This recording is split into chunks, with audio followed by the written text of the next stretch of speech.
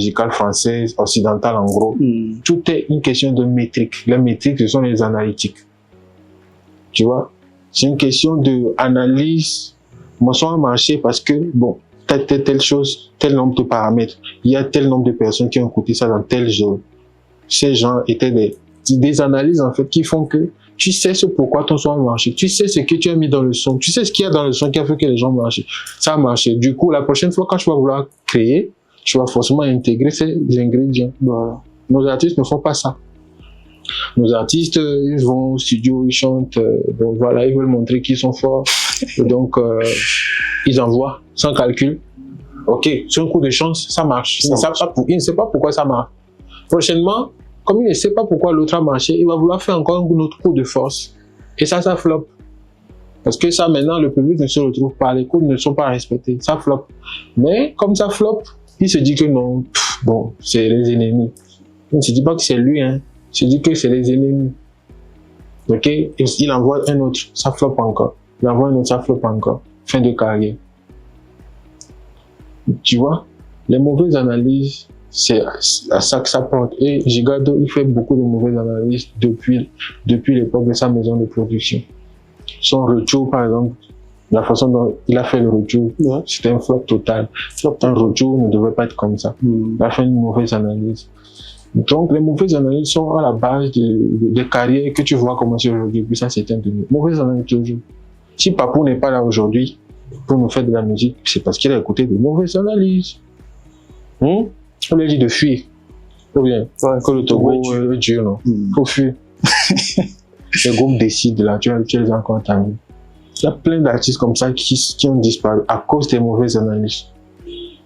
Plein d'artistes comme ça qui ont perdu leur carrière à cause des mauvaises analyses. Moi, je pense que les artistes togolais cherchent trop loin, alors qu'ils ont déjà tout disponible sous leurs yeux. Il y a un héritage culturel intense. Tu vois le travail que Bella Bello a accompli. Ouais, je vais revenir sur son cas. C'est phénoménal. Ouais. C'est un héritage à puiser. Mais bon, on s'en fout. On veut montrer qu'on est fort. En gros, c'est ça. Et pourquoi les gens n'arrivent pas à puiser vraiment dans toute l'énergie que Bella Bello a laissée? Parce qu'ils ne peuvent pas. S'ils pouvaient, ils le feraient. Mais pour pouvoir, moi, il faut l'initiation musicale. Voilà. Donc, quand tu n'as pas l'initiation musicale, d'abord, tu n'arrives pas à valoriser. Tu ne sais pas ce que la personne a chanté. Il y a des gens aujourd'hui qui ne savent pas qui est Bella Bello. Tu imagines? Bon, on va dire que c'est la faute à qui? C'est la faute à nous tous. C'est la faute à nous tous. Parce que nous aussi, on ne veut pas se cultiver. Et aussi, le système culturel ne veut pas mettre en avant nos légendes. Il ne faut rien pour immortaliser nous, les gens qui ont servi de la nation avec leur talent. Tu vois un peu. Mais quand tu as cette dimension initiatique de la musique, quand tu sais c'est quoi la musique, quand tu écoutes l'œuvre de Bella Bello, tu sais ce qu'elle a venu faire, ce qu'elle a créé. Donc si tu sais, tu peux puiser. Pareil pour Omar By. Exactement. Si tu es initié à la musique, quand tu écoutes Omar By, tu sais ce qu'il apporte. Donc tu regardes un peu son patrimoine musical, il y a encore quelque chose à puiser dedans. Tu vois. Donc un artiste par exemple, au lieu d'aller crier, de fumer, je sais pas, un paquet de cigarettes ou bien un paquet de drogue pour chercher l'inspiration. Peut-être qu'en écoutant simplement la musique de Omar By, tu peux trouver un thème, ou un top line, ou une inspiration. Ou peut-être en écoutant simplement Bella Bello. Même King Messa qui est toujours vivant. Tu vois un peu, les artistes cherchent trop loin, tellement que leur carrière, ils perdent. Tu vois, donc le truc est sous nos yeux, c'est là, il faut exploiter ce qui est sous tes yeux, faire les bonnes analyses. Tant que tu ne fais pas les bonnes analyses, tu ne peux pas peut-être à ta durée. Aujourd'hui, je pense que la mort nous a arraché Bella Bello, Omar By, on pouvait quand même puiser dans toute l'énergie qu'ils ont laissée. Mais King Messa, lui, il est toujours là. Oui, King Messa a reçu une initiation musicale qui vient de la Côte d'Ivoire. Ah bon? Oui. King Messa, il s'est initié à l'art, à la musique. C'est différent. C'est ce qui différencie lui des autres qui sont sur le terrain. Les autres font de la... Les autres, ils veulent faire la musique. Les autres veulent faire la musique. Ok, mais sans faire la musique, c'est différent. Si les autres veulent faire la musique, genre, elle dit que, et moi, Dronao, quoi. Et Dronao, au point de bon, il y a le talent de KV, donc, il y a seulement, il y a une carrière.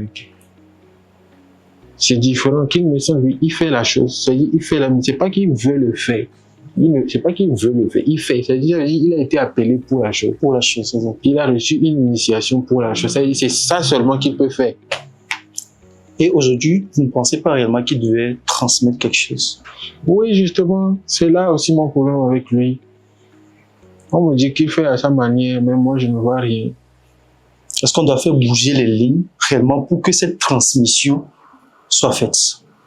Oui, comment est-ce que ça doit se faire? Normalement, tu vois King Mason, avec son niveau aujourd'hui, il doit appuyer toutes les initiatives de la Fédération togolaise de musique. Parce que c'est là-bas que se fait les grands combats pour le secteur. Pour le secteur. Donc, si un King Mason veut, par exemple, soutenir l'évolution de la musique au Togo, il doit souvent travailler en étroite collaboration avec la Fédération togolaise de musique pour savoir qu'est-ce qui se fait, c'est quoi les objectifs, c'est quoi si, qu'est-ce qui est fait, etc. Tu vois un peu. Donc, s'il n'y a pas cette connexion professionnelle, ça veut dire que bon, il est dans son coin aussi, il fait son truc, il vit avec sa petite famille, il s'en fait un peu. Tu vois un peu. Maintenant, en tant qu'analyste, pourquoi il ne veut pas le faire? Pourquoi? Peut-être qu'il a essayé, qu'il a fait face à beaucoup de difficultés. Et bon, il a abandonné, il a préféré se concentrer. C'est pas facile. C'est un travail qui n'est pas facile.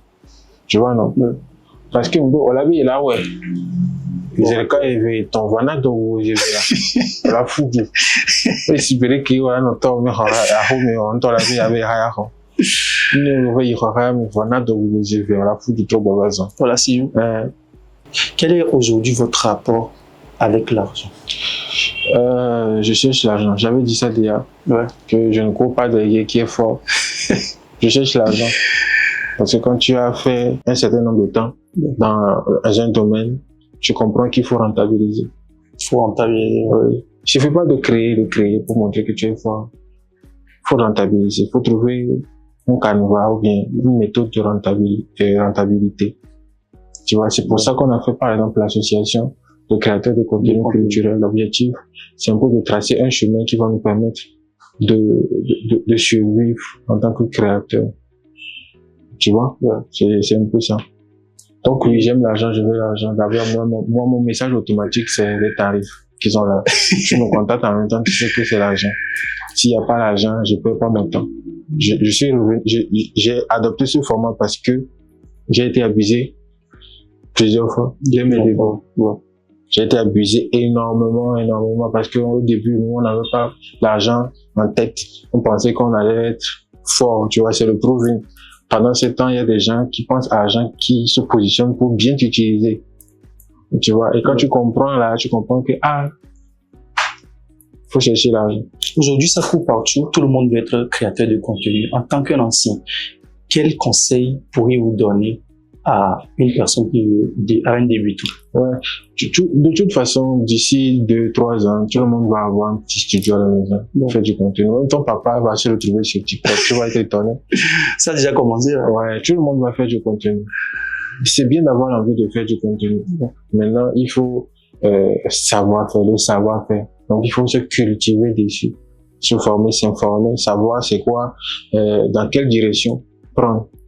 Parce que les réseaux sociaux sont comme ça, mais c'est un couteau à double tranchant. C'est pas tout qui doit être devenu, tu dois être dit sur un réseau social. Donc, quand tu viens, en fait, c'est un milieu, c'est un domaine professionnel. Tu vois, non? Donc, on va laisser de côté les gens qui viennent se divertir et tout. Mais si tu veux épouser la dimension de créateur, il faut savoir que c'est un domaine professionnel. Donc, tu dois te conformer à une certaine éthique, une certaine logique, pour que ça ait un sens pour toi.